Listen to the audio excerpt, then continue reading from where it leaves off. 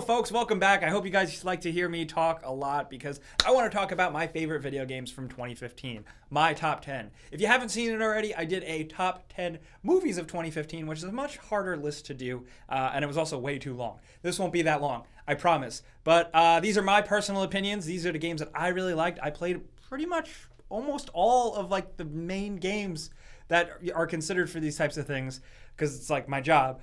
So these are my personal choices. You're probably going to disagree, and that's fine. That's how this stuff works. So let me know in the comments of what you guys like. But I might as well get rolling, starting off with number 10. Number 10, I crammed two games into number 10. Life is Strange and Batman Arkham Knight. Okay, Batman. Okay, I know Batman Arkham Knight gets a lot of hate because I will say it's not the best Arkham game. Definitely not. But that being said, I still had a hell of a lot of fun with it. I have a ton of complaints. It does have a lot of weak spots.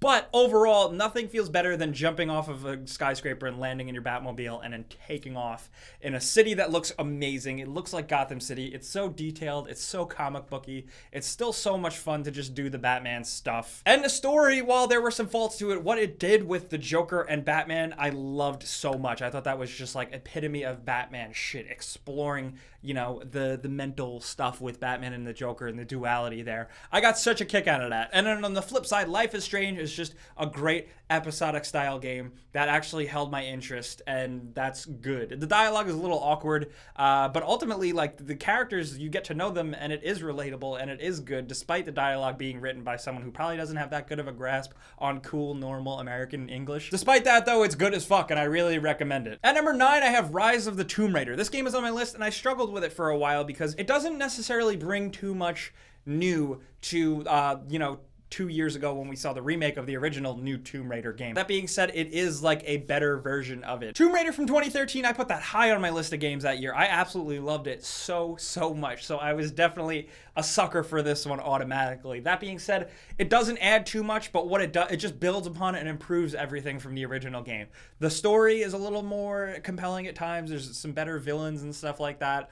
Lara controls better. Just all the systems work better. The game looks better. The action set pieces and big sequences are even crazier. So it's an improvement in that sense. They don't make Lara go much further as a character, but it's good. I played it from beginning to end and I was hooked, getting the gadgets, going back and unlocking stuff and fast traveling around. I was a sucker for it and I love it and it's so much fun and I can't wait to see it on PS4 because I'm probably going to play it again. And at number 8 on my list, I have Dying Light, which I never, ever in a million years, if you told me a year ago that I would put this on the list, I wouldn't believe you. But I love Dying Light. I got so much playtime out of this game. I had so much fucking fun. It is just a great sandboxy open world game with a lot to do and a lot to keep you busy with it actually being fun. And I am completely sick of zombies. I'm so fucking sick of zombies, okay? Like, whatever. The zombies everywhere.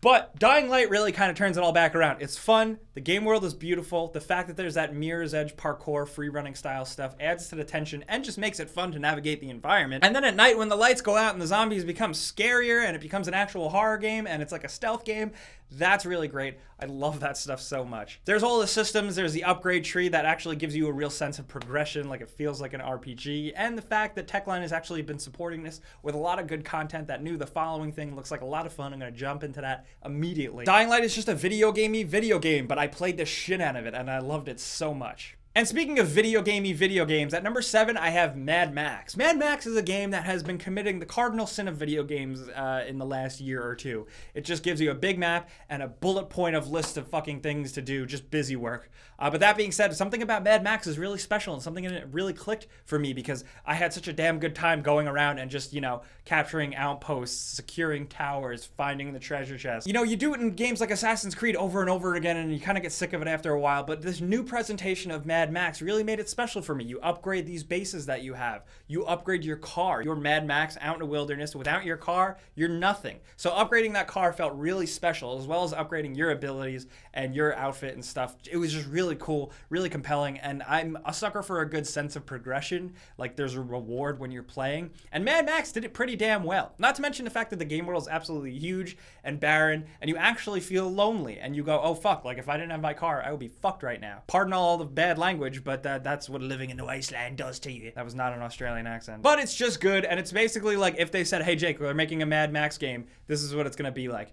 Good job. This is probably what I would have wanted it to be like. Driving around in a car is really good. It doesn't control the best, but the car combat and just screwing around with other cars just feels great. It's just a good video game, especially because I'm such a diehard fan of the movie franchise, but I digress. And at number 6 on my list, I have Until Dawn. Until Dawn is really great because it was another complete surprise. This game is basically what like Heavy Rain and Beyond Two Souls set out to do, where it does it with a little bit more finesse and has a little more fun with it. It doesn't take itself as seriously because it is just one of those great games where you just play through a story and your decisions actually affect the outcome. This time around, this game is a complete nod to horror fans, slasher horror fans from the 70s all the way up until the late 90s, early 2000s crap. So there's a lot of I Know What You Did Last Summer, Scream, Friday the 13th, It's all there. It's all so great if you're a fan of that type of stuff. There's nods to so many other horror things. Even like Saw gets references, and I just got a kick out of it. Not to mention the fact that there's a lot of real performances by real actors in this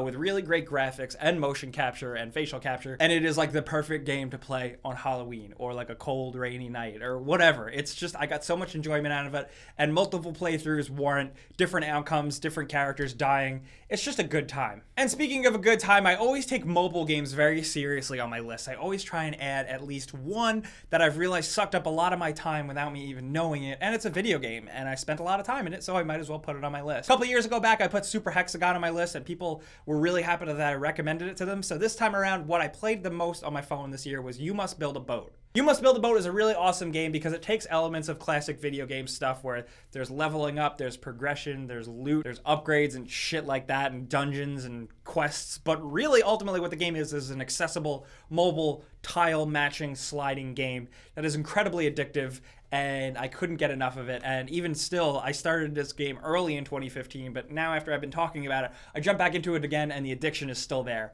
There's so much gameplay here to get through this game. It is a lot of fun. It's hard. It'll kick your ass, but it's perfect for pick up and play moments. And the music is incredible. The music has been stuck in my head, driving me crazy because it's so catchy, it's so classic, but it's so much fun. And so is the game. And at number 4, we have Metal Gear Solid 5. Metal Gear Solid 5, I was going to be a dick and not even put it on my list. But then I realized, Jake, why would you do that? You had so much fun playing this stealth action game that to not put it on the list, you'd be a fucking moron. And I was right. Now look, I'm totally butthurt. You guys know I'm a diehard Metal Gear Solid fan. And I felt really burned by the story. The way it ended, just the story or lack thereof in general, really pissed me off. Really, for me, made this game a disappointment.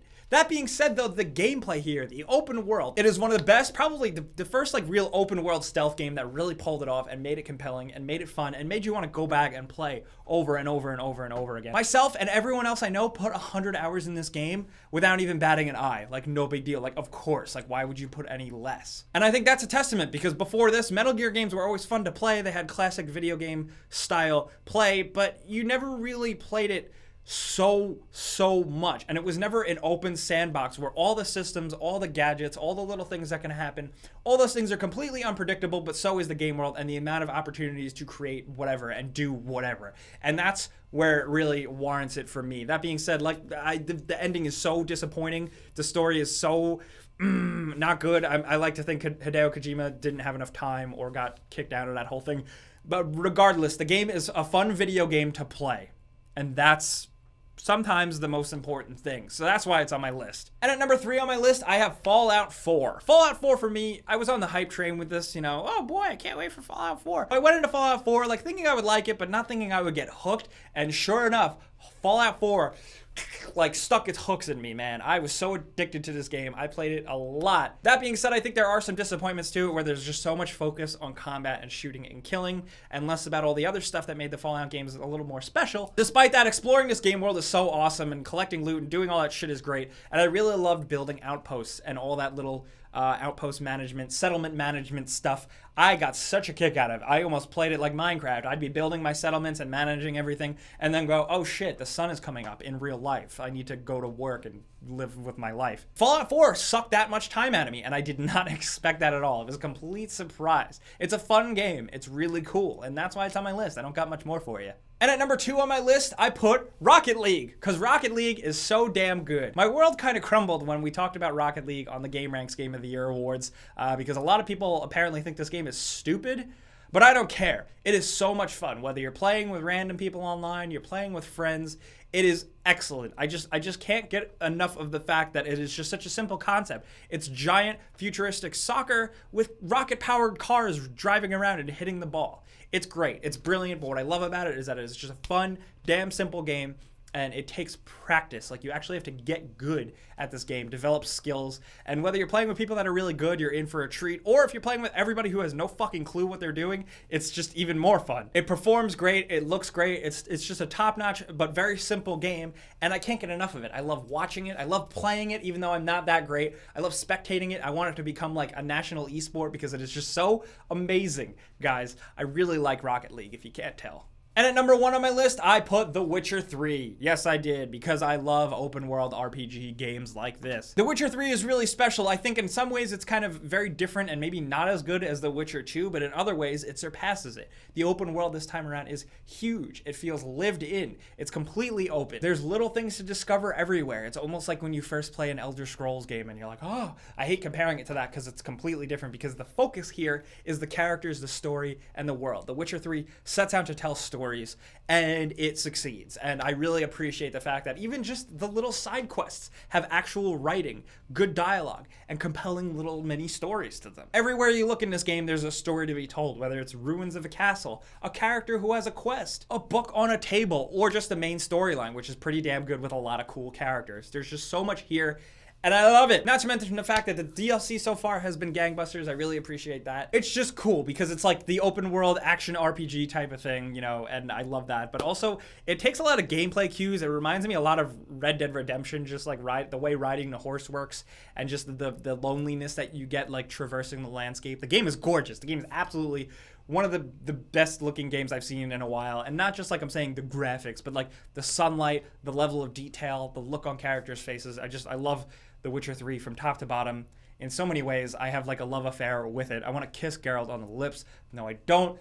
But guys, those are my favorite games from this year, 2015. So please let me know if you disagree with me. Let me know your top 5 or top 10 list down in the comments. Also, if you want to talk to me about it on Twitter or Facebook or Instagram or Snapchat or whatever you want, let me know. But yes, because video games is back, and I couldn't have been doing it without you guys. So liking this video really helps me out because it gets the video out there more, and I appreciate it so much. If you are new though, subscribe. That's a good idea. But as always, guys, I'm Jake Baldino. Thanks for watching. You can like me on Facebook, you can yell at me on Twitter, and you can subscribe because video games.